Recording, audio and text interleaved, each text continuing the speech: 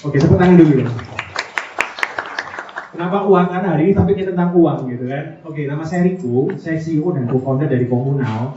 Komunal itu perusahaan di bidang keuangan, jadi hubungannya sama duit gitu ya, uang gitu. Next slide. Hari ini saya dikasih kesempatan untuk bisa memberikan informasi tentang apa sih keuangan itu gitu ya. Tapi karena waktunya singkat, akan saya percepat. Data Indonesia negara terbesar keempat di dunia, populasinya besar, negaranya besar, dan kita di tahun 2050 itu akan menjadi negara terbesar keempat secara ekonomi. Kalau kita sering baca berita yang namanya apa? GDP ya. GDP itu apa? Gross Domestic Product. Oke, bentar. Saya ambil hadiah lagi gitu ya. Ini udah siap banyak hadiah loh bisa ini. Yang dengerin saya kasih hadiah langsung gitu. Nah, next slide. Kita punya populasi 250 jiwa dan lain-lain. Tadi dibilang nggak kenal, nggak sayang karena udah follow saya semua. Ini perusahaan yang baru saya buat di tahun 2018. Jadi saya perintis bukan pewaris gitu ya. Teman-teman setuju? Setuju lah gitu ya. Ini saya bertiga buat Komunal. Kenapa? ini benar-benar perintis bukan pewaris. Jadi ini Komunal bisa di Google, bisa diapain dan seterusnya.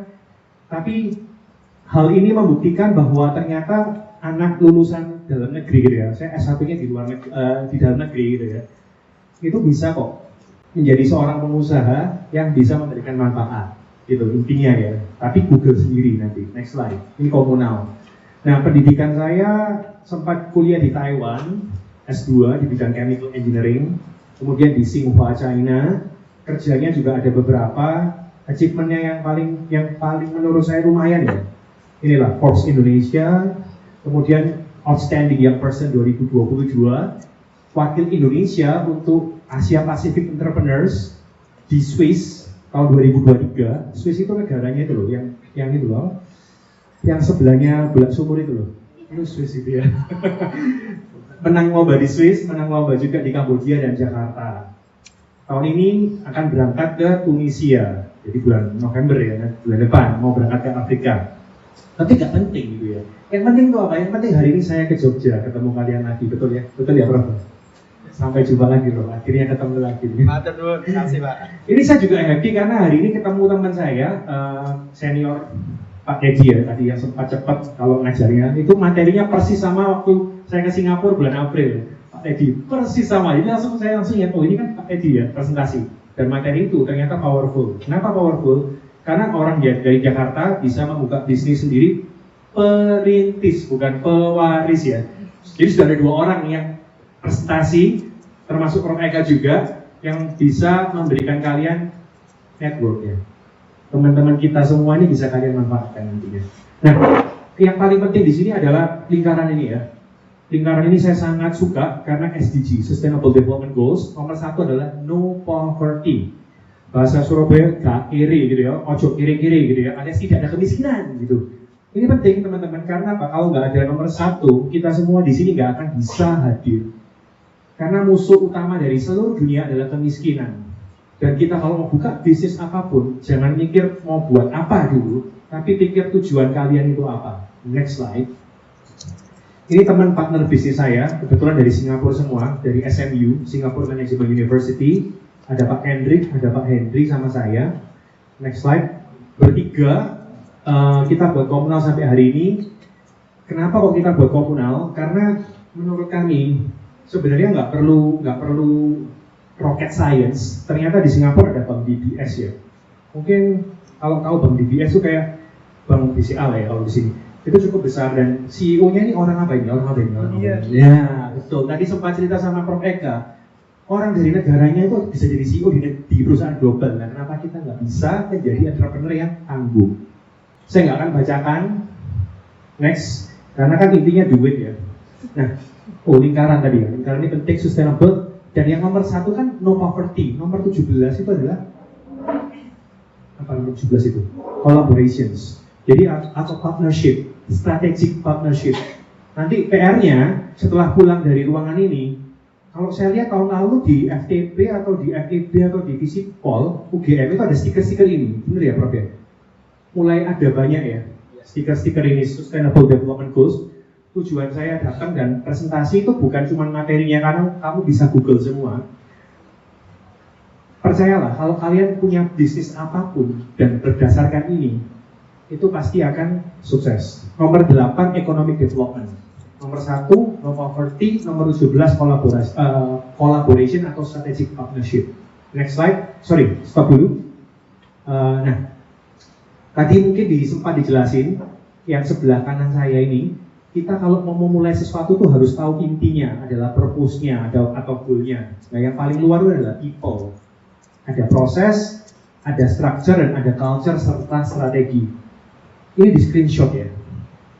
Di screenshot sekarang, lalu segera di-post di Instagram kalian. Yang paling bagus mention ini captionnya itu nanti saya kasih di tangan saya. Ayo cepetan.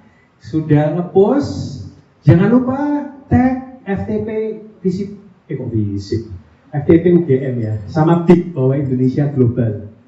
Jadi foto, sudah dapat picture-nya, segera lakukan apa? Post story, nggak usah di-post di ini ya, post story aja, mention bahwa Indonesia global, akunnya BIG, lalu akun saya sama akunnya Prof Eka gitu ya.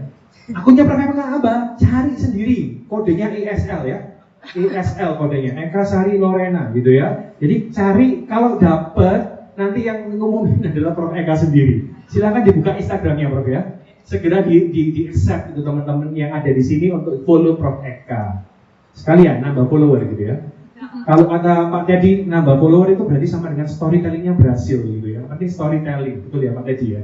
Ya ini lagi storytelling nih sekarang. Oke, sudah saya kasih waktu 5 menit untuk foto. Cari akunnya Prof Eka, lalu post story. Kenapa 5 menit? Zaman sekarang GPL, nggak pakai lama, betul ya? Oke, next slide. Tunggu sebentar, karena sekalian lagi nge-post story.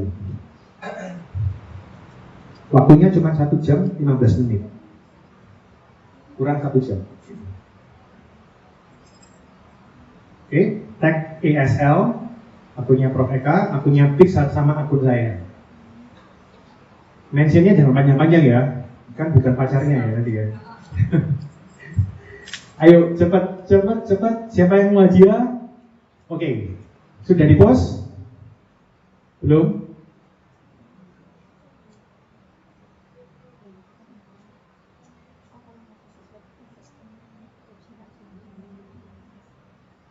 By the way, Mas Sakti, mana Mas Sakti? Enggak ada ya? Mbaknya juga boleh ikutan Mbak, kalau mau. Jadi ini terbuka untuk semua. Jadi panitia pun boleh ikutan, termasuk Profnya juga boleh Prof ya. Masih boleh Prof. Ini kita tidak ini ya, tidak menetapkan kriteria. Nah, teman-teman semua, hari ini kita belajar keuangan singkat 1 jam, tapi saya minta kalian perhatikan baik-baik, nggak cuma perhatikan hadiahnya. Boleh diganti ke PDF yang nomor 2. Jadi filenya di minimize, kemudian ganti file yang selanjutnya. Ada 2 file kalau nggak salah. Ya teman-teman, keuangan ini adalah salah satu topik yang menurut saya bisa dipelajari. Bisa kalian Google sendiri. Tapi saya nggak akan banyak tanya gitu ya. Kenapa? Karena bukan yang ini, yang satunya. Karena apa? Karena keuangan ini sebenarnya mata kuliah paling gampang. Kenapa paling gampang? Karena semua anak jurusan apapun bisa masuk. Jadi mau kamu jurusan psikologi, mau jurusan teknik, dokter itu semua bisa. Nah, yang susah adalah mau nggak ngitung. Nah, kalau nggak mau ngitung itu yang susah. Oke. Sambil diganti slide-nya, kalau nggak ada ya nggak apa-apa Mbak, bisa pakai IG Mbak. Ini aja nggak apa-apa. Next slide aja. Nah, stop. Saya selalu memulai perusahaan atau aktivitas saya atau apapun yang saya lakukan di kehidupan sehari-hari itu selalu dengan apa? True empowerment begins with financial literacy. Jadi kalau mau empower orang itu jangan pernah dikasih motivasi, gak cukup gitu ya. Motivasi itu seperti ngasih aki besar. which is fine, tapi nggak cukup. Kenapa? Karena masalah banyak orang di sekitar kita adalah tongpes, kantong kempes, betul ya? Kalau nggak kantong kempes ya kanker, kantong kering, gitu kan? Siapa yang nggak mau uang? Satu ringgit pun aja mau, gitu kan? Ya kenapa? Karena penting uang itu. Kenapa uang itu penting? Tapi begitu dapat uang, itu cuma numpang lewat, betul? Kenapa numpang lewat? Buat bayar ini, buat bayar itu, buat pinjol. Nah, di komunal kami tidak memberikan THR kami tidak memberikan bonus tahunan. Kenapa? Karena kami melihat kalau sudah dikasih uang di atas 2 digit, itu langsung buat beli motor, renovasi rumah, atau mungkin ada beberapa yang iseng cari istri lagi gitu ya. Itu iseng gitu kan. Tapi ada yang kayak gitu. Kenapa? Begitu pegang uang selalu ingin konsumtif. Akhirnya komunal melakukan empowerment dengan apa? Memberikan bonus setiap 3 bulan sekali. Jadi kami melakukan renewal itu setiap 3 bulan. Kenapa? Kalau misalnya gajinya bonusnya 12 juta dibagi 4, 3 jutaan kan. Kalau 3 juta maksudnya mau dibuat di motor kan nggak bisa gitu ya. Tapi tetap ada bonusnya. Jadi true empowerment itu benar-benar harus dari financial literacy. Dimulai dari kita sendiri dulu. Kalian bisa nggak memanage uang? Memanage bukan berarti menghemat uang. Next slide. Nah, teman-teman semua, ini benar-benar saya lakukan. Kenapa? Ini data ini penting sekali. Ini akan saya presentasikan nanti hari Senin juga di Surabaya. Coba pelan-pelan aja. Boleh difoto lagi. Boleh difoto lagi. Dipasang di story-nya juga boleh. Ini lebih penting daripada yang tadi. Ayo, difoto ya. Kalau nggak mau foto atau nggak lebih, mungkin fotonya jelek, menurut saya difoto aja lah ya. Mbak, tolong di screenshot nanti dikasih ke anak-anak semua. Biar gambarnya nggak pecah. Oke? Ada yang bilang sama saya, sebelum saya bilang, tadi yang dapat hadiah siapa ya? Tak kasih hadiah dulu. Prof Eka, boleh nggak di-mention? Siapa namanya Prof? Di Instagramnya Prof Eka. Yang story-nya paling bagus gitu ya. Prof Eka boleh pilih dulu Prof, nanti namanya siapa. Nah, ini baru mulai. Baru mulai ya? Nah, baru lihat. Oke, 3 menit lagi ya Prof ya. Prof Eka boleh milih ya Prof, satu anak yang dapat hadiah. Nah, teman-teman, saya campur bahasa Jawa boleh ya? Bahasa Surabaya boleh ya? Coba delok anda. Ini loh, sing university loh, paling apa namanya? Jomplang nggak sih sama yang ini? Jomplang toh? Maksudnya apa sih ini? Maksudnya banyak lulusan tapi jobnya itu tidak sesuai. Izin Prof, ada yang bilang banyak lulusan tapi pekerjaan nggak ada, gitu ya? Betul? Banyak lulusan tapi nggak ada kerjaan. Salah sopo? Lewong Surabaya ngomong salah sopo, cok, gitu ya. Kalau orang Surabaya loh ya. Tapi nggak boleh ngomong gitu. Di sini kan di UGM ya, jadi nggak boleh ngomong gitu. Harus dirubah. Nah, teman-teman, kalian kalau sampai bilang kampus itu wajib memberikan pekerjaan buat mahasiswanya, itu salah loh. Saya ulangin. Kalau sampai kamu menuntut kampus kamu, ada yang bilang, bisa nggak ya kita menuntut kampus sudah bayar uang sekolah, lulus kok nggak dapat kerja? Betul nggak sih? Terus bayar loh uang sekolahnya, lulus nggak dapat kerja. Siapa yang kalian cari? Kampusnya? Nggak mungkin kampus dicari. Karena apa? Yang kita tahu apa? Yo salahnya pemerintah ini nggak ada pekerjaan. Yo salahnya pengusaha ini nggak ada kerjaan, betul? Semua disalahin gitu, nggak ada yang benar. Ada yang bilang gini, iya salahnya ibu bapak saya nggak punya privilege gitu ya, nggak dibayari, nggak dimodalin.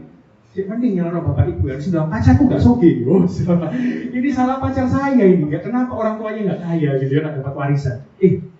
Sebentar, gambar ini saya dulu juga mungkin setuju dengan pendapat itu, tapi ternyata data dari BPS bulan Desember tahun 2024. Saya ke UGM itu Oktober 2024, jadi belum ada data ini. Lalu bulan Desember muncul data ini, bulan Januari muncul, ini hasil setahun. Itu bilang bahwa lulusan S1 yang lulus sarjana di Indonesia berapa persen? Ini yang D1, D2, yang diploma itu 0,38%. Yang D3 1,29, yang S1 4,78. Tak ulangin ya, S1-nya 4,78, anggap aja 5% ya. Kalian yang di ruangan ini lulus S1 nggak? Bakal lulus saya, atau mungkin sudah lulus. Dari 280 juta, gampangnya 300 juta orang di Indonesia, kamu itu termasuk 5%. Betul nggak sih? Berarti privilege nggak? Halo, anak UGM, privilege nggak? Padahal cuma lulus S1 loh ya. Anggap aja cuma nggak usah dikasih modal apapun sama orang tua, atau nggak usah nyari modal dari bank. Kalian itu sudah punya modal ijazah. Kalau dibuat ininya ijazahnya palsu apa asli, aku nggak mau ngomong gitu ya. Tapi ijazah gitu kan. Ijazahnya itu kan bisa dipakai. Bukan ijazahnya yang dipakai, tapi apa? Kemampuan kalian udah menjadi orang privilege. Ada yang bilang sama saya, iya kok kamu enak ya, orang tuamu kaya, makanya kamu bisa buka usaha gitu kan. Selalu orang itu iri sendiri. Itu namanya crab mentality. Oke? Itu salah. Kalian semua di sini privilege. Setuju ya? Oke. Hadiahnya ke siapa Prof? Ke siapa Prof? Akunnya namanya siapa Prof? Ini udah ada ikut, tapi mereka nggak buat user story. Nggak buat? Belum buat ya? Belum buat. Belum, ya udahlah. Prof pilih satu Prof. Yang nomor 1 pertama masuk itu ini. Bentar ya. Yang pertama ini Nida Tiara. Mana orangnya itu? Maju Mbak. Terima kasih ya Prof sudah memilih Mbaknya. Ini ada sedikit oleh-oleh. Terima kasih. Ya. Semoga bisa dipakai gitu ya. Nah, balik lagi. Ternyata kita semua sudah punya privilege. Oke? Cuman nggak punya modal. Uang beneran tuh nggak punya. Terus gimana caranya? Ya jadi entrepreneur. Oke, bawa lagi Mbak. Naik lagi. Next slide maksud saya. Next slide. Nah, ini aku nggak mau bilang UGM ya, saya bilang kampus saya sendiri. Kampus saya tuh Erlangga gitu ya. Ini data tahun 2025. Dia bilang, ternyata jumlah orang yang mau menjadi wirausaha di Indonesia dibanding negara lain, berapa ini? Ini cuma 3,1. Berarti kalau boleh dibilang, kurikulum kita fokusnya keterampilan untuk lulus. Kemudian individu yang mau menjadi wirausaha itu nggak ada.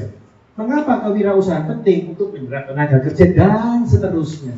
Tapi kamu lihat nih, orang Singapura aja yang jumlahnya cuma 5 juta, itu lebih banyak jadi pengusaha. Jadi kalau mau jadi pengusaha harus tanya Pak Teddy, Pak boleh nggak diajarin ke Singapura Pak gitu ya? Ini negaranya nomor 1 ya. Yang paling bawah ini Indonesia, Malaysia sih nomor 2 ya teman-teman. Berarti apa? Karena kita di sini tidak dibentuk, tidak terpikirkan untuk menjadi pengusaha. Datanya dari mana ini? Dari ikonografik katadata.co.id. Oke, sepakat ya sampai sini? Sepakat? Berarti salahnya siapa? Nggak ada pekerjaan. Ya kamu bilang salahnya pemerintah, salahnya teman-teman, salahnya pengusaha. Ya salahmu dewe, lapor jadi pengusaha, gitu kan? Kenapa kamu sendiri nggak mau jadi pengusaha? Sudah punya privilege. Hitung-hitungan singkat, tukang bakso di Jakarta satu hari cuma dapat 1 juta. Itu masih apa? Satu hari 1 juta, anggap aja lah masih gross, jual bakso doang. Satu hari ya, kalau 50% dipotong berarti berapa? Satu hari 500.000, satu bulan berapa? 15 juta. Lebih besar nggak daripada gaji Jakarta? Kerja di Bank Mandiri. Ups, gitu ya. Kerja di Bank Mandiri atau Bank BRI lo cuma 5 juta sampai 8 juta. Belum kena uang kos dan lain-lain. Ya mending jadi tukang bakso aku. Tapi teman-teman semua, kita semua malu. Kenapa malu? Gak keren, Rek. Engkau gak harus naksir aku lah jadi tukang bakso gitu ya. Padahal duitnya lebih banyak. Siapa yang mau? Gak ada yang mau. Why? Karena kalian sudah memilih jalan hidup kalian ditentukan oleh siapa? Oleh judgmental dari teman-teman sekitarmu. Benar ya? Aku ulangin. Kalau sampai kamu nggak bisa jadi pengusaha, itu karena dirimu memilih mendapatkan pengakuan dari orang lain daripada mengakui atau mengetahui dirimu sendiri.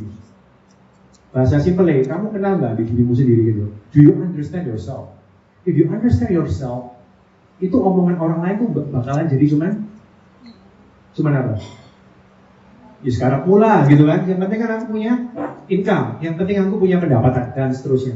Jadi teman-teman ini key point, walaupun nggak berhubungan sama keuangan. Kenapa? Karena ternyata ini kan UGMpreneur ya.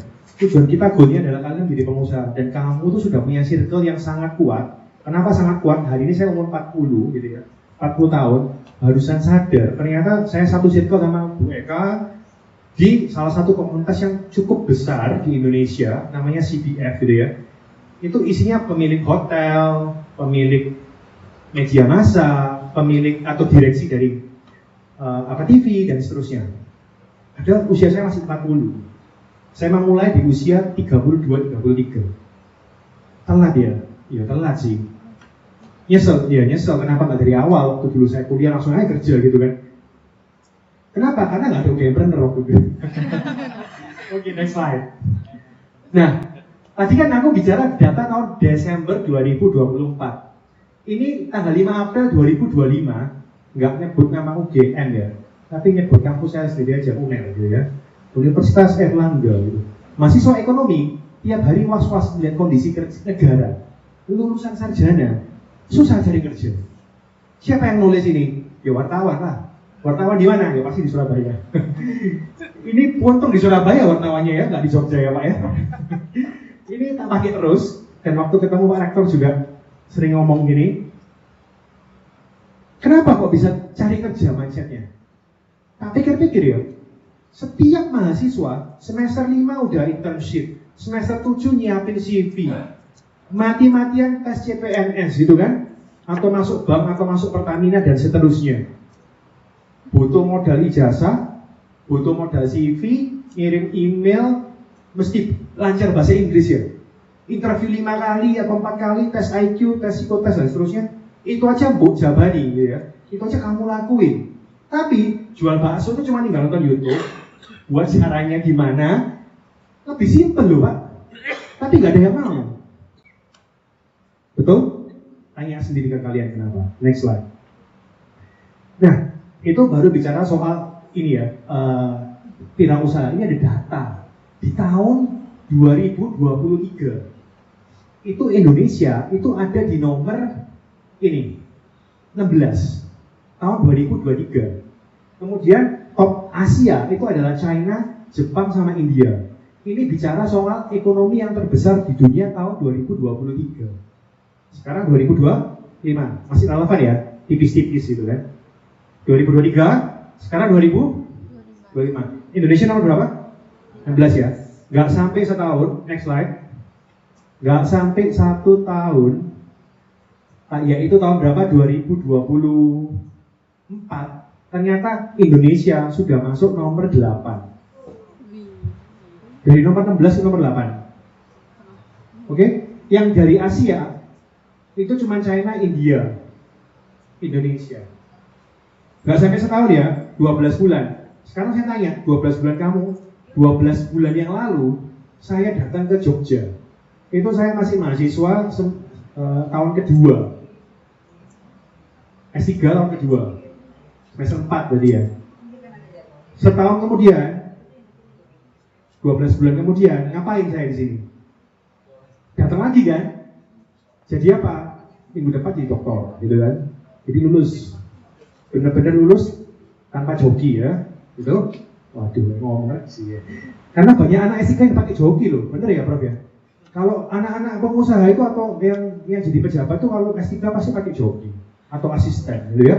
Biasanya gitu. Kita lihat aja hasil karyanya berdampak nggak? Jangan cuma Scopus gitu kan. Kalau Scopus kan cuma ini. Oke, next slide. 12 bulan. 12 bulan ya. Kamu lihat di sini. Ini dari Harvard Business Review. Ternyata Indonesia masuk di top 10 dari 16 ke nomor 1. Nah sekarang ngomong Indonesia aja udah top 10. 12 bulan yang lalu sampai hari ini, tugas kalian sudah selesai belum? Mata kuliahnya ada yang dapat C belum diulang ya? Halo, ada yang dapat A, B atau B? Mau ulang lagi nggak semester depan? Atau kapan lulusnya? Gitu ya? Sudah lulus semua atau belum? Gitu kan? Atau sudah ngapain setahun ini? Atau mager, malas gerak? Tolong di-review 12 kalian itu ada dampaknya enggak? Kalau negara ini aja bisa, negara yang besar ini bisa bergerak, apalagi kalian. Setuju?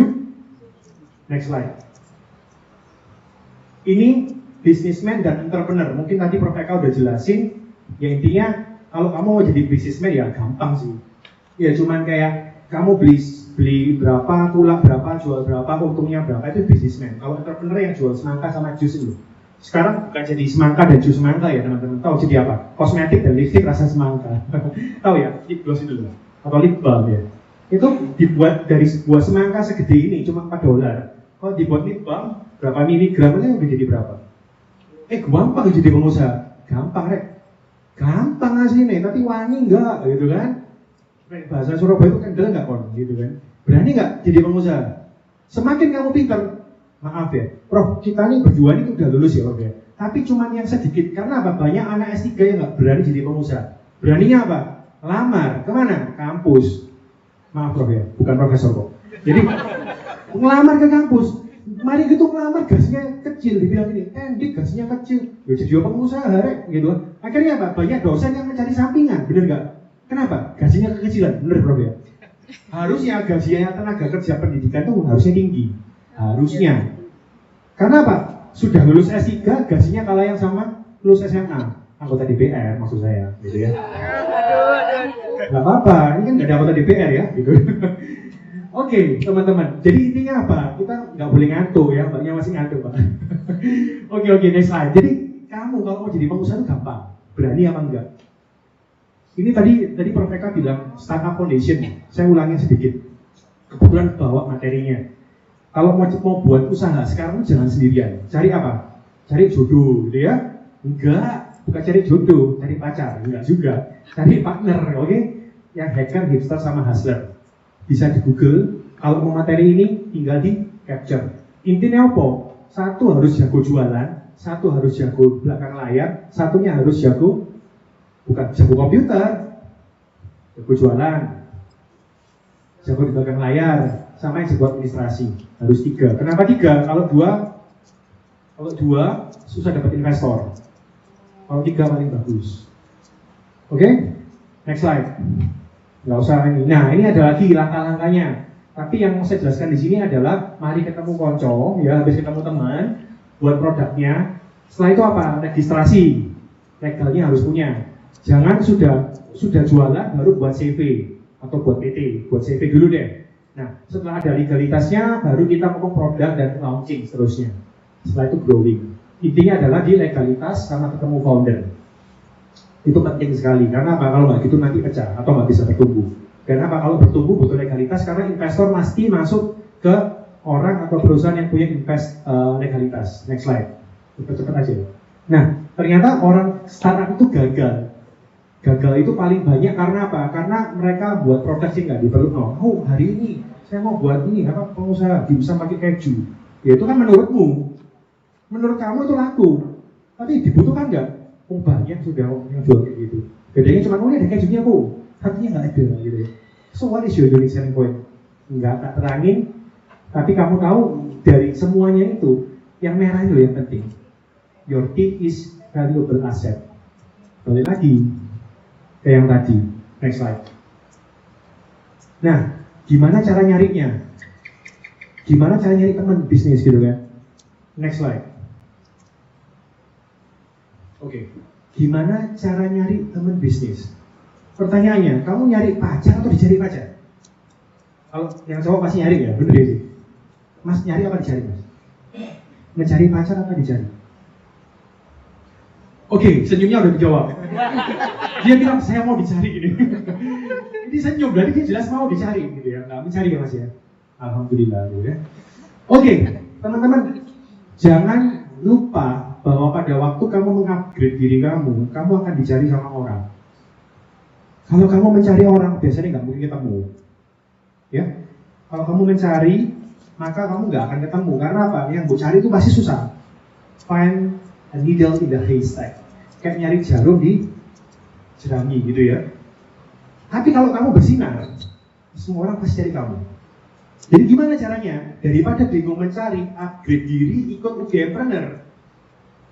Setuju? Nanti masukin UGMpreneur, ijazahnya kan muncul loh. Pasti kamu dicari sama banyak orang. Itu caranya. Oke? Setuju ya? Sudah ngantuk? Belum? kurang 20 menit ngebut. Jadi kalau mau nyari nggak usah. Nah sekarang itu juga penting. Ternyata teman-teman, generasi strawberry atau generasi kita yang katanya baby boomers bilang kalau generasi saya milenial tuh nggak kuat gitu ya. Kata mereka tuh wah anak ini gini aja nggak bisa gitu ya. Kata mama saya gitu, selalu gitu. Boomers bilang milenial jelek, milenial bilang generasi kalian itu diginiin gak iso, lamban gitu. Bener gak sih? Kita bukan waktunya untuk saling menilai antar generasi loh ya. Yang perlu kita lakukan apa? Semua perlu pressure, perlu tekanan yang sesuai. Kayak balon kalau ditekan terlalu besar meledos, nggak ditekan nggak jadi balon gitu kan ya. Jadi healthy pressure is important. Kalau terlalu boiling ya bisa burn out. Bahasa sekarang itu mental health issue. Mental health issue. Nah ini kita mau mental health issue ada masalah buat usaha yang berkaitan sama mental health. Bisa loh itu.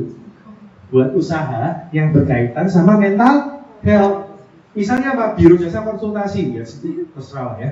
Tapi intinya apa? Ketemu masalah jadikan potensial untuk ide bisnis. Next slide. Ini penting ini. Biasanya saya pakai untuk penutup. Prof, saya sudah kerja, Prof. Tapi nggak ada hasilnya gitu ya. Saya kerja keras loh dari pagi sampai sore. Kerja keras ya.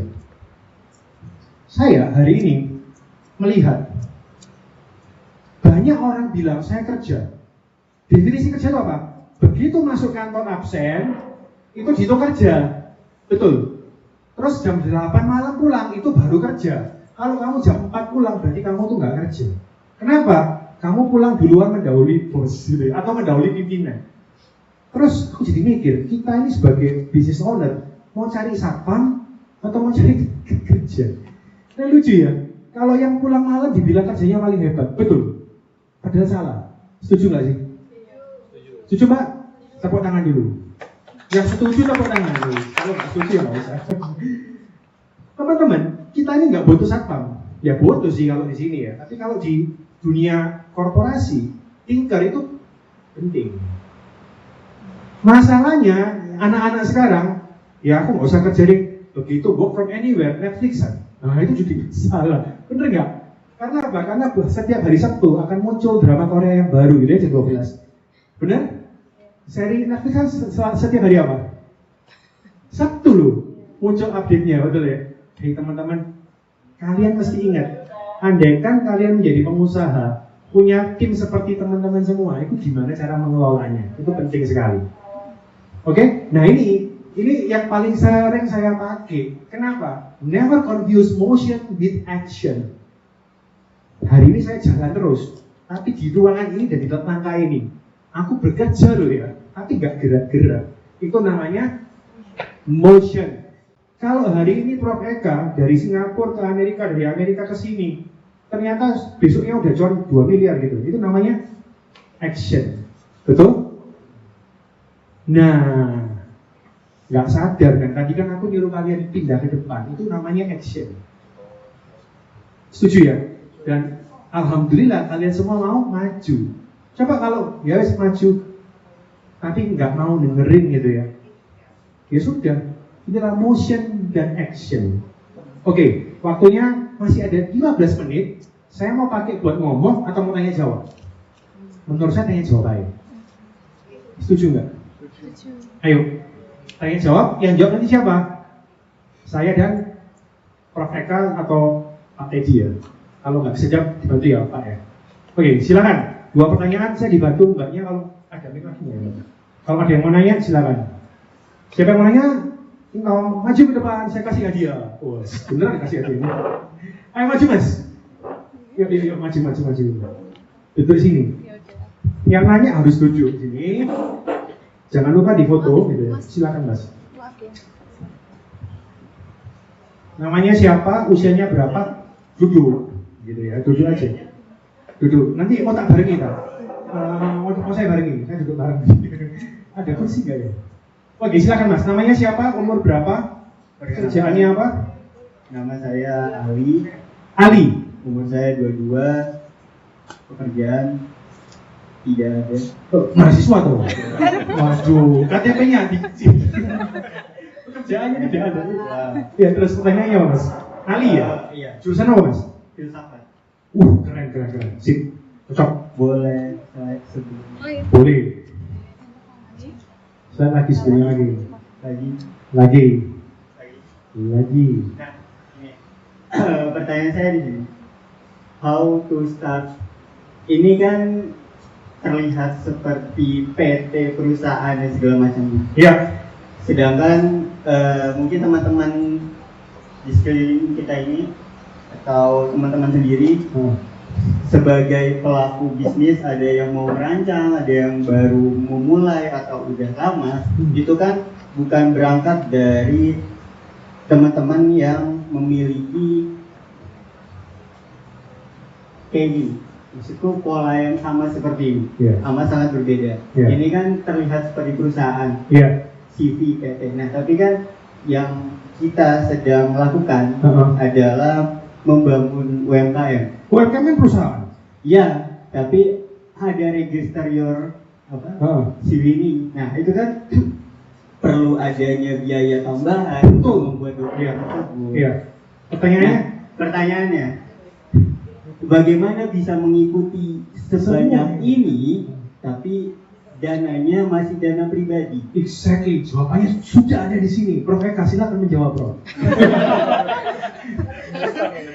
Prof, mau nanya, Prof. Ini masih kecil kita, nggak punya modal, mau buka usaha, modalnya nggak ada, Prof.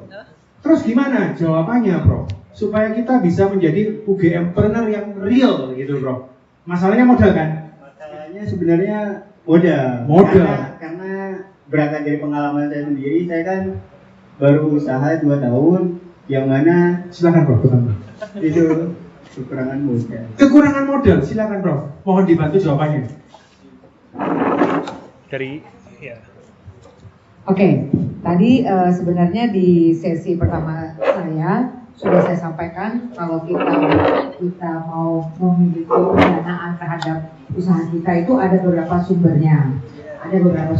Pertama-tama itu bootstrapping ya, artinya dari kita sendiri, milik kita sendiri begitu. Nah, terusnya juga kita bilang bahwa bahwa kita juga bisa mendapatkan pendanaan itu misalnya dengan pinjam ke bank atau kita cari investor. Nah, tadi saya juga sampaikan investor itu bisa bermacam-macam.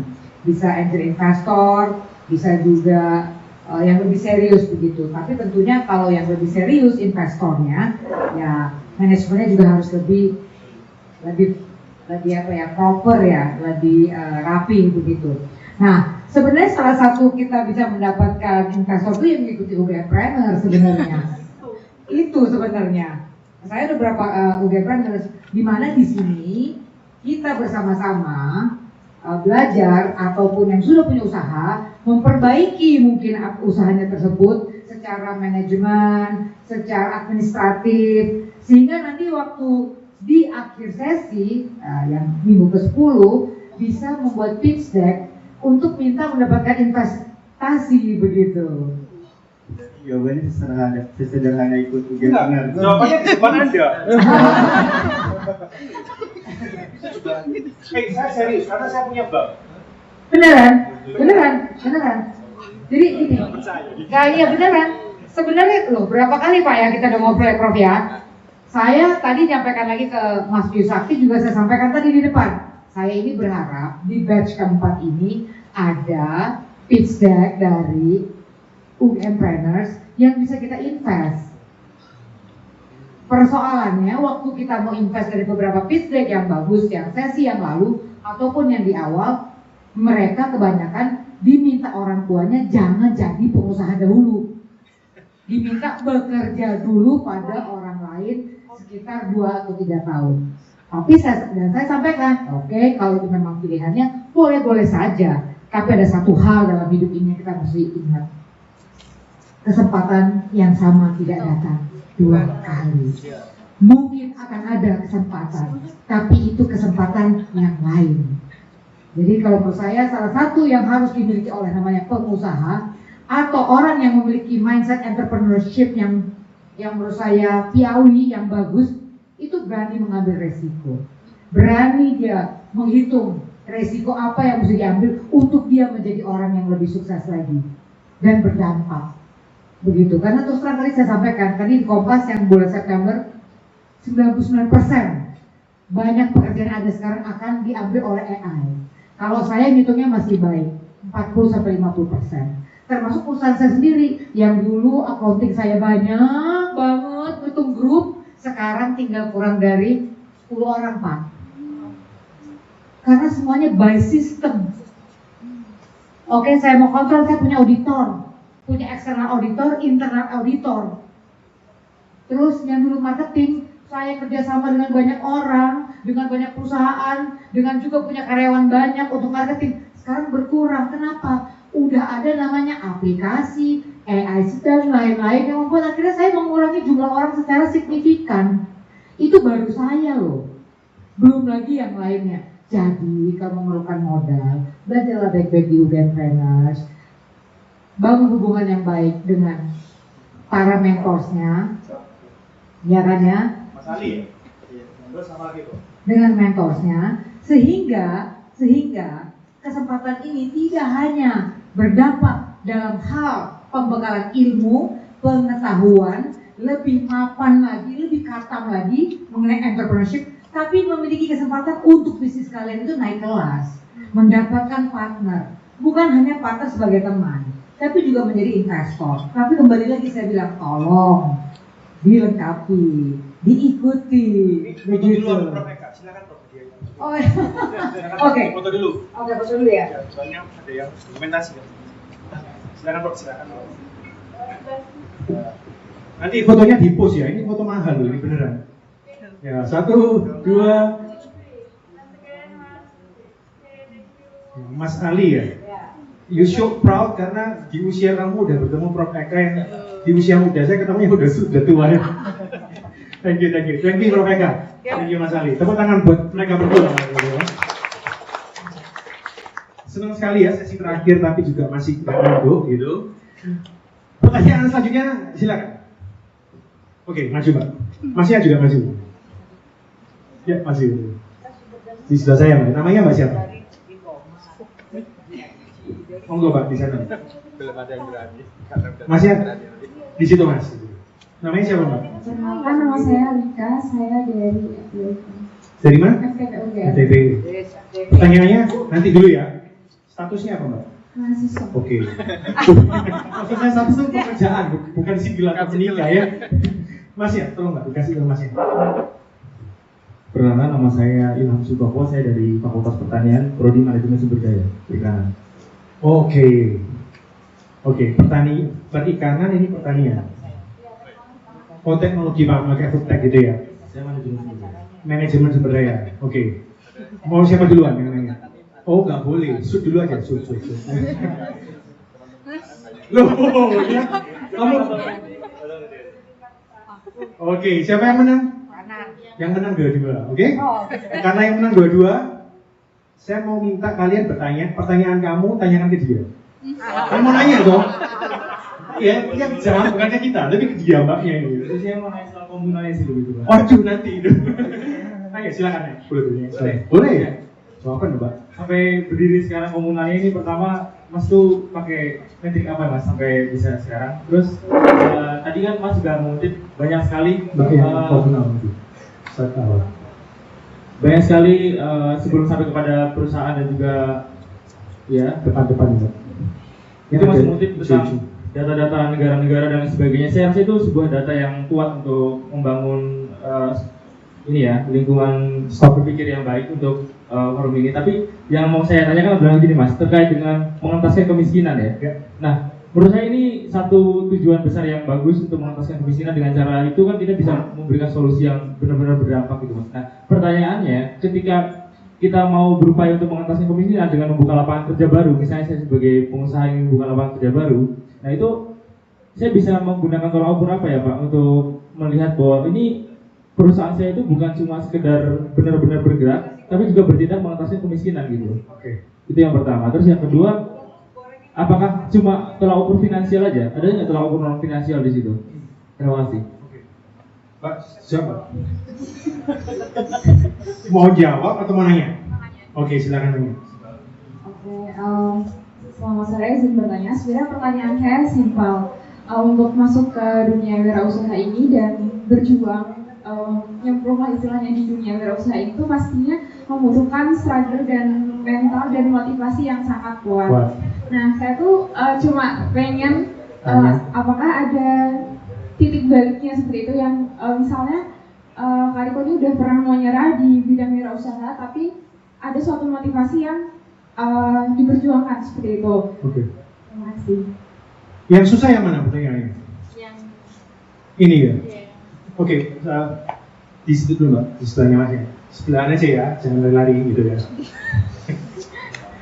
Aduh, aku ini mau serius gitu ya, tapi kayak gimana gitu. Rasanya aneh gitu kalau serius. Padahal kalau di kampus mesti serius. Tak jawab dulu yang Masnya ya. Matriks apa yang dipakai untuk memastikan bahwa perusahaan kamu itu berdampak? Kalau memberikan itu mengurangi kemiskinan. Jadi kebetulan Mas, saya punya pembimbing gitu ya. Itu salah satu orang yang seusia saya juga. Dia adalah profesor pertama di bidang ESG. ESG itu apa? ESG gitu ya. Environment, Social, and Government. Dan di perusahaan saya sendiri, itu kita mendapatkan 10 venture capital investor. 10. From Singapore, Hong Kong, and so on and so forth. 10 selama 7 tahun ini. Total pendanaan beberapa miliar, ratus miliar rupiah. Dan investor itu minta kita yang namanya ESG report. ESG report atau Sustainability report. Itu kayak advance gitu lah ya pokoknya. Tapi mereka itu simple. Mereka melihat company kamu dari 17 value of SDG itu lebih dekat yang mana? Kalau company saya, karena kan banking and fintech ya, kita lebih dekat nomor 8. Nomor 8 itu economic development. Economic development itu pertama. Karena berhubungan sama ekonomi. Karena saya punya platform untuk pinjemin orang uang, namanya Komunal Peer-to-Peer Lending. Ini perusahaan pertama. Lalu juga berhubungan sama bank BBR. Ini saya beli bank BBR sendiri dan buat sendiri.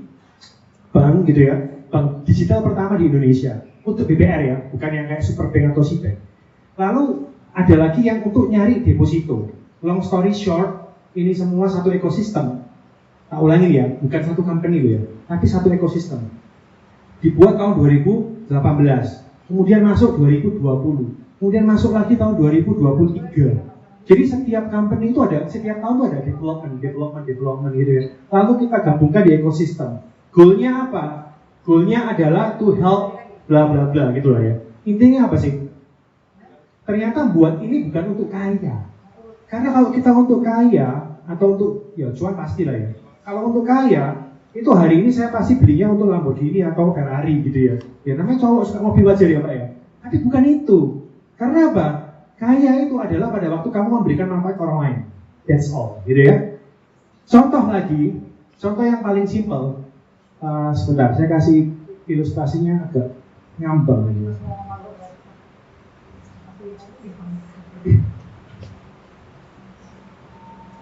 Ini tadi ada satu logo yang kalian lihat ini. Ini teman saya, ada di grup CBF juga, namanya Pak Joni.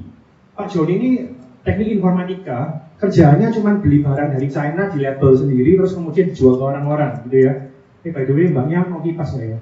Silakan. Oke, thank you. Pak Joni ini sekarang menjadi salah satu retailer untuk barang-barang dengan brandnya sendiri namanya JT. Pernah tahu brand itu kalau di mall-mall mungkin kelihatan, di seluruh Indonesia ada, dan dia tahu dari awal membuka usaha sendiri. Pertanyaannya apa? Dia ngerti usahanya berdampak? Nggak ngerti. Dia nggak ngerti, tapi apa? Dengan karyawannya dia sekarang, itu ternyata dia bisa buka cabang di seluruh Indonesia. Seumur saya lah, mungkin lebih muda. Tahunya dari mana berdampak? Pada waktu Anda memberikan lapangan pekerjaan satu, kedua, pekerjaan ini itu bisa diduplikasi dengan mudah. Jadi kalau kamu buka perusahaan yang mudah direplikasi, ya paling gampang tukang bakso lagi loh. Kalau di tempat itu namanya pentol ya. Mau pentol nggak ya? Bakso yang kecil-kecil itu. Kamu bisa buat pentol aja, terus kamu bisa jual ke orang-orang. Itu kamu akan banyak memberikan manfaat. Itu ngomong UMKM ya. Kok bisa ngomong yang advance tadi dan lain-lain? Itu karena kami semua orang keuangan. Backgroundnya tadi Pak, tolong di sebelumnya. Jadi saya punya background itu 12-15 tahun bekerja di China, di Prancis, di Thailand, di Taiwan, Indonesia. Pak Kendrick pernah kerja di Pak Tom Lembong, tahu ya, terkenal itu loh, yang kemarin masuk penjara itu. Ini anak buahnya dulu, jadi CFO. Pak Henry pernah bekerja di Goldman Sachs itu atau mungkin Citibank. Tapi tiga-tiganya ini anak Surabaya, gitu ya. Anak Surabaya yang kuliah di luar negeri, terus karena kita melihat bahwa kita bekerja di Singapura itu dapat gajinya itu sekitar 5.000 sampai 10.000 Singapura dolar. Ya nggak tahu yang pasti berapa gitu ya, sampai 15.000 kadang-kadang kalau dapat bonus. Tapi setiap pulang itu kita merasa bahwa ini kayak pekerjaan yang mekanik gitu ya, mechanical, tersistem dengan baik. Begitu kita pulang ke lingkungan kita di Indonesia, kita nggak dapat uang. Yang semua orang sudah melihat tapi nggak berani melakukan. Nah sama dengan masnya. Jurusannya kan manajemen sumber daya perikanan. Sebenarnya usaha di bidang perikanan itu adalah di mata perbankan itu usaha yang paling high risk. Jadi bank itu paling nggak berani ngasih modal di perikanan, Pak. Perikanan dan pertanian itu yang red flag. Kenapa? Ada di buku panduan OJK. Jadi kalau kita disuruh ngasih pinjaman, kata pemerintah punya slogan, ayo kita masukkan pertanian. Faktanya, kalau mau ngasih uang itu susah, Pak, ke perikanan. Kenapa? Bukan kita nggak mau ngasih uang. Peraturan mengatakan tidak boleh dikasih uang gitu loh. Itu fakta ya, karena saya orang perbankan.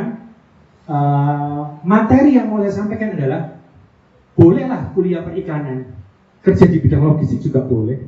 Kalau mau belajar logistik ke Prof Eka. Jadi cold supply chain atau mungkin berkaitan dengan pengemasannya doang, atau mungkin berkaitan dengan restoran itu boleh sekali. Jadi kuliahnya jurusan apapun. Kalau Anda kuliahnya teknik atau filsafat, pokoknya kuliah jurusan apapun itu nggak ada yang salah. Yang salah pada waktu kamu sudah kuliah, lulus kuliah minta cari kerjaan, itu salah. Kenapa? Sudah dapat privilege 5 orang tadi, 5%. Di itu masih minta-minta. Berarti apa? Mencari pekerjaan, gitu ya. Apa ini namanya? Tangan di? Ya, sudah. Jelas. Dari tadi saya ngasih kalian, tangan saya di atas, betul nggak? Hari ini Prof Eka punya budget untuk bisa mengadakan UGM Plan, tangannya dia di atas, berkatnya nanti pasti lebih banyak. Kalau di agama masing-masing kan sama ya, terlebih berkat memberi daripada menerima. Kalau di Kristiani ya, sama juga dengan kalian. Intinya apa? Berani dulu, tapi yuk nggak nekat. Dengan cara apa? Ikut UGM Planner. Mari norek UGM Planner. Jangan cuma datang hari ini. Oh hari ini ada Prof Eka datang, kenapa sungkan? Kalau nggak datang nanti dia dimarahin gitu ya. Kalau nggak ada Prof Eka, sepi Prof, nanti Prof gitu ya. Jangan. Justru dengan UGM Planner, saya lihat pembicaranya itu top. Kalau kalian nggak mau datang, kita pindahkan ke kampus lain, Prof ya. Udah diminta ya? Iya, betul. Jadi kebetulan saya melihat di kampus UNER sendiri, mohon izin Prof. Jadi promotor saya itu rektor UNER terpilih. Rektor terpilih 2025 sampai 2030. Saya udah ngomong tadi, ternyata UNER itu kan mirip-mirip UGM ya, mirip-mirip lah, 11-12 gitu ya. Itu akan mengganti visinya untuk menjadi entrepreneurial university. Jadi anak-anak FEB, kalau kamu pernah ke Bening Klinik ya, tahu nggak Bening Klinik ya? Tahu nggak, Mbak? Tahu. Nah, itu kalau ke FEB UNER, wah kece-kece orang UNER itu ya. Mas, kamu pasti tertarik. Tertarik apa? Untuk datang menjadi wirausaha gitu ya. Oke, saya nggak mau ngawal lagi. Terima kasih Masnya, karena pertanyaan Masnya susah tadi ya. Saya kasih hadiah juga Mas. Ini ada sedikit hadiah yang paling besar tadi, banyak kipas-kipas saja Mbak ya. Terima kasih. Difoto dulu dong. Tadi ada nggak difoto ya? Ini laptop case. Oke. Semoga bisa dipakai. Ada yang mau foto enggak? Enggak ada. Oh ada. Ya udah. Foto sama saya nanti di post. Pas mau minta modal tinggal tunjukin fotonya ya.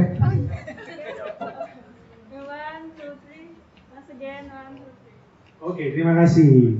Hadiahnya sudah habis. Oh, masih mau nanya enggak? Terima kasih Mas. Mau nanya Mas. Oh, silakan berdua. Maju lagi. Mbak, mic-nya Mbak. Mana Mbak mic-nya? Silakan Mas. Kalau nggak dapat hadiah nggak apa-apa ya. Oke. Yang penting ilmunya siapa ini? Nanti yang jawab dibantu ya Prof ya. Prof Eka, Pak Edi, tolong dibantu saya. Silakan. Namanya siapa? Pertanyaannya apa?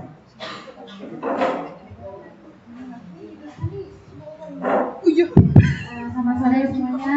Sebelumnya terima kasih kepada manggilnya apa nih Pak atau terserah. Panggil dokter juga boleh. Oh iya sih. Gaya gitu ya. Terima kasih atas materinya, Dr. Rico Tediono. Yes. Ya. Baik, sebelumnya mungkin tadi sudah perkenalan, tapi saya perkenalan lagi. Nama saya Amel, semester 7 dari jurusan Bahasa Inggris, Sekolah Vokasi UGM. Saat ini bisnis yang sedang running, lagi merintis juga sih, karena saya juga perintis, bukan waris. Tepuk tangan. Mbak Amel. Jadi awalnya saya itu mulai bekerja itu waktu usia 18 tahun, waktu semester 4 kalau nggak salah. Itu saya ikut part time dan segala macam, sampai akhirnya semakin belajar, saya memutuskan berani untuk membuat brand sendiri, yang mana brand itu adalah bimbingan belajar dan les privat, namanya Amara Academy. Nah, tapi setelah kan itu bukanya bulan Januari sampai atau Februari tahun 2025 ini. Nah, tetapi setelah kan namanya bisnis pasti banyak ups and downs-nya. Terus pasti seorang pengusaha juga punya kayak titik ini kok gagal terus, kok bisnis saya nggak scaling up, nggak upgrade dan lain sebagainya. Entah itu karena faktor SDM atau karena faktor lainnya gitu. Oh ya, BTW umur saya 20 tahun sekarang. Selain itu kan karena saya perintis, nah jadi yang saya utamakan sekarang adalah gimana caranya untuk mendapatkan uang gitu.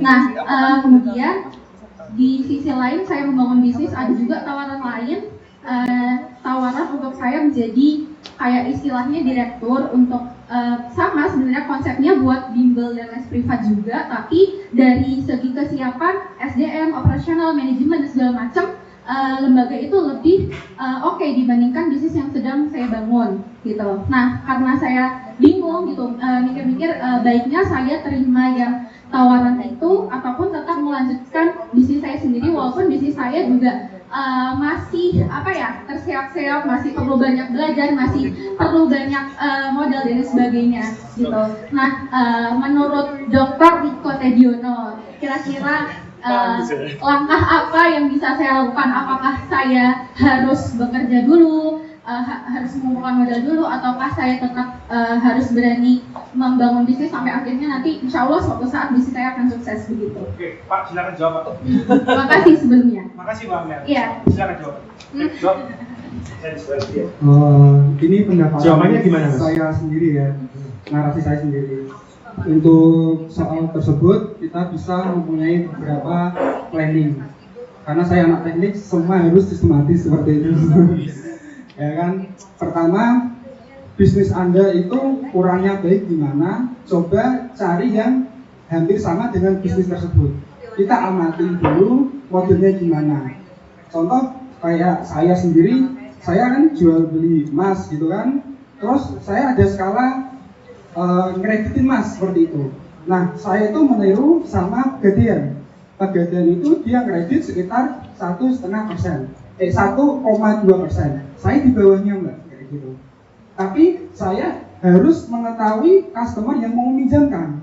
Nah, makanya itu saya pakai skala kecil dulu di desa saya sendiri. Nah, caranya gimana? Saya ngumpulin data. Background-nya Bapak itu bagaimana?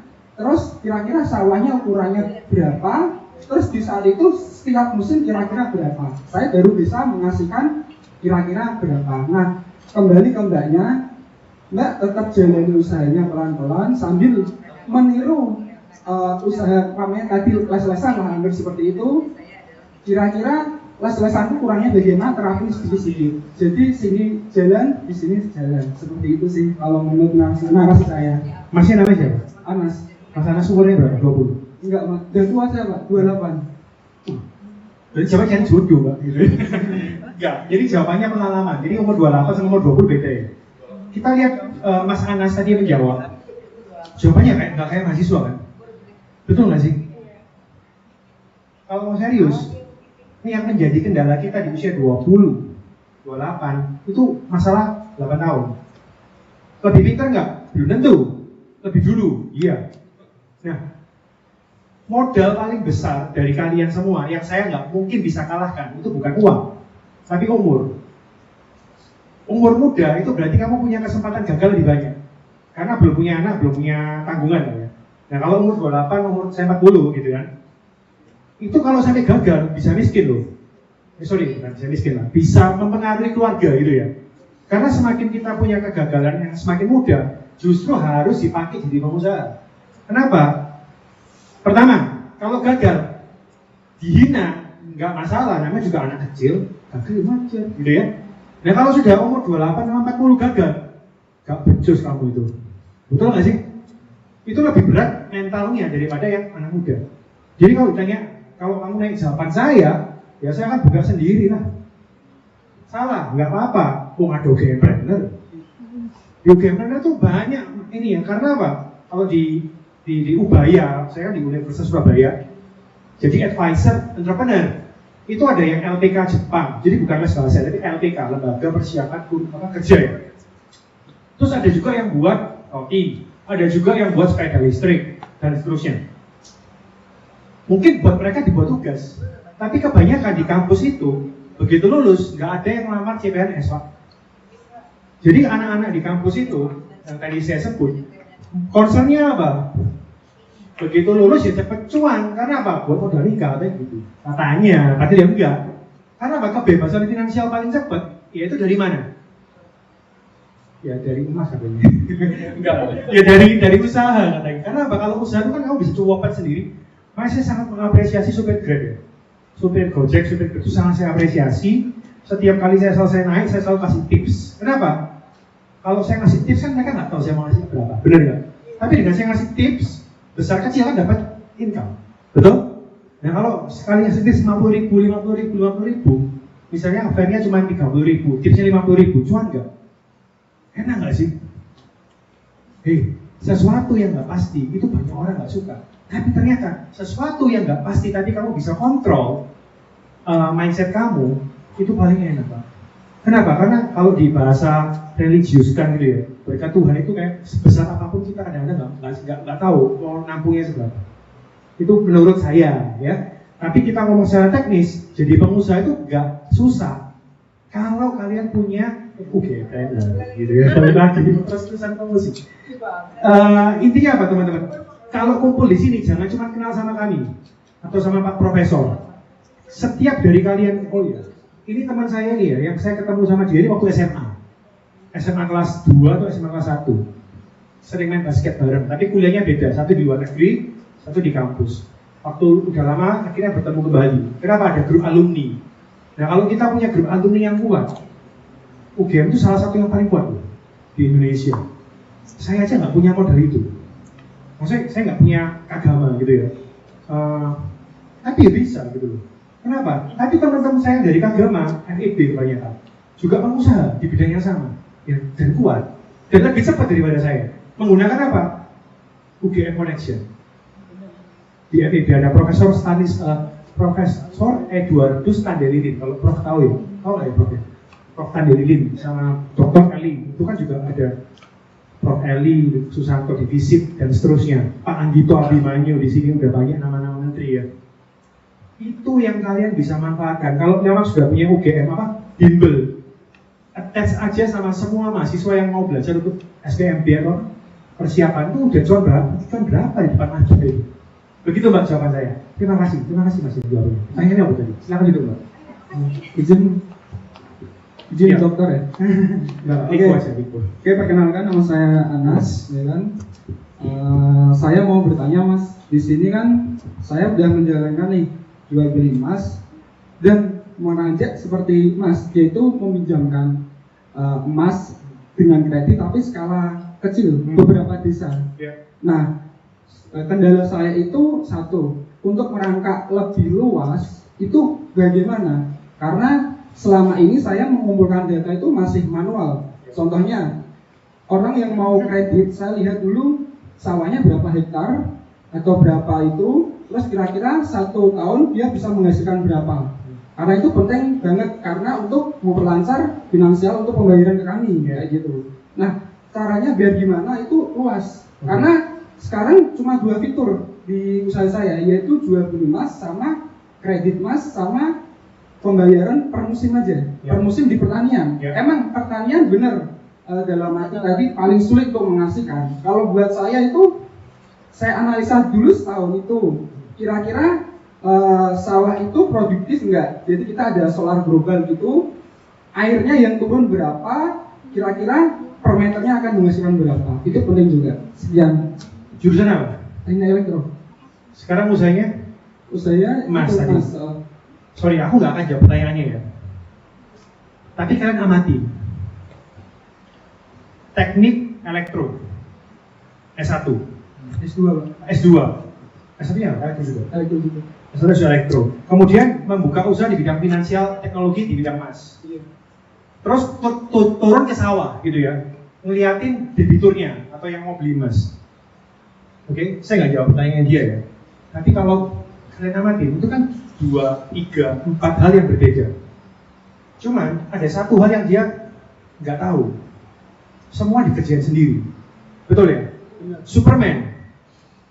Supervisornya dia, keuangannya dia. Gitu. Berapa tahun udah kerja mas? Di bidang Iya, tersebut di bidang ini. 5 tahunan. Oke. 5 tahun ya? Sorry. 5 tahun dan ini bagus. Cuman satu hal yang harus kalian ingat. Kalau saya di umurnya dia, yang saya lakukan apa? Tanya ke Prof Eka. Prof, kenal nggak sama yang punya UBS Gold? Prof, kenal nggak sama direkturnya Antam? Prof, kenal nggak sama Pegadaian? Daripada kita maksa yang nanya kan Riko nih, betul aku di Fintech. Kenal apa sama Andrew Susanto? Atau Andrew? Yang punya Pegadaian itu loh.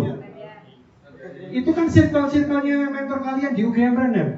Atau tanya aja sama Pak Dr. Ferdian, direktur keuangannya PT Pegadaian, alumni UNER juga bisa. Jadi jawabannya gini, kadang yang kamu perlukan cuma komunitas. Komunitas yang sudah jualan emas duluan, bahkan kalau perlu ke pabrik emas, yang buat emas kayak misalnya saya kemarin ke Thailand, dia punya pabrik emas. Terus di Surabaya ada pemilik pabrik emas juga beberapa, pabrik emas ya, bukan jual emas ya. Terus UBS Gold teman saya. Jadi kita mungkin hari ini berpikir masalah kita hari ini, ya apa cara gimana cara mengatasi masalah kita? Padahal dengan bernetworking, kamu cukup masuk circle-nya, bertanya, ada gitu, walah, mungkin nggak perlu kayak gini ya. Mungkin yang bagian ngawasi itu tugasnya bank, yang bagian ngukur sawahnya, debitnya itu bukan tugas saya. Itu tugasnya bank. Kalian saya adalah emas dan sistem fintech. Jadi yang berkaitan sama itu ya serahkan ke orang pertanian. Serahkan ke orang yang berkaitan sama mungkin yang susah bayar misalnya. Debt kolektornya, kan ada perusahaan debt kolektor ya pasti ya. Ya kita spesialisnya apa, fokusnya ke sana dengan nambah teman-teman dan jaringan dan circle. Kalau di tempat saya juga ada HIPMI, apa di HIPMI, Himpunan Pengusaha Muda Indonesia. Itu pasti banyak circle-circle yang mirip-mirip gitu loh teman-teman. Jadi saran saya, aku nggak tahu siapanya, yang pasti gimana. Cuman nambah komunitas sama karena masih 28 juga punya mimpi mau kemana, teruskan. Jangan ganti dulu. Karena udah 5 tahun dan udah bagus. Tepuk tangan untuk Mas Anas. Terima kasih Mas. Terima kasih. Oke, sudah waktunya mau sholat maghrib. Setuju ya teman-teman? Kalau mau nanya nanti boleh nanya ke Instagram saya. Tapi kalau saya nggak jawab, langsung DM Prof Eka. Ngomong gini, Prof Eka, kenapa Pak Eko nggak jawab? Nanti saya dimarahin. Enggak, kalau mau nanya, gampang. Kalian sudah punya UGM, pernah tanya ke dosen-dosennya Pak Sakti atau Pak Prof ya. Itu kita saling ini boleh diskusi. Tapi kalau mau malah cari teman-teman sekarang, cari co-foundernya. Satu orang gitu. Kalau diizinkan saya masuk grup BA-nya juga. Kalau diizinkan ada grup BA satu batch. Saya akan kasih info-info terbaru, misalnya ada investor, ada meeting, ada kesempatan untuk mendapatkan business matching, atau mungkin ada pameran di Jakarta, atau mungkin ada pembicara dari Garuda pun mau datang, gitu ya. Itu kan juga salah satu informasi, karena saya lihat, nggak usah ngomong soal entrepreneur ya. Kemarin salah satu teman angkatan saya yang S3 ini, dia itu bisa lulus karena saya kasih dia informasi. Karena ada pergantian apapun lah itulah, pergantian KPS atau pergantian kan kalau bener ya Prof ya, kalau pergantian pejabat kan yang tanda tangan ujian kan jadi apa maju mundur gitu loh Prof, mau ujian nggak itu. Jadi ternyata teman saya ini anggota DPR, dia bilang, Mas Riko, tahu nggak yang paling powerful sekarang itu bukan kamu ngasih saya uang, bukan kamu menjilat ke saya, bukan kamu ngasih saya channel bisnis, yang paling bisa dimonetize adalah komunikasi dan informasi. Makanya kalau kalian sering lihat TikTok dan Instagram harus kalian kurangin. Karena apa? Sekarang banyak yang namanya akun-akun farming. Jadi banyak bot itu loh, tahu ya bot. Jadi banyak istilahnya kayak buzzer gitu ya. Itu dari satu orang terus itu benar. Kenapa? Karena memang ternyata informasi sangat mempengaruhi pola pikir kita. Mumpung kalian masih muda, ketemu banyak komunitas yang seperti ini, yuk segera dimanfaatkan. Keunggulan kalian usia muda nomor 1, nomor 2 UGM saya aja nggak punya. Kalau bisa saya mau bro. Kalau diterima ya bro. Kalau mau sekolah lagi gitu ya. Jadi kagama gitu. 1 usia muda, 2 UGM, 3 UGM Renering tadi. Dengan 3 senjata itu aja kalau kamu udah pakai, itu insya Allah puji Tuhan kamu bisa lebih hebat daripada kami yang sudah senior ini. Terima kasih, saya Riko. Selamat sore dan tumbuh bersama komunitas. Terima kasih.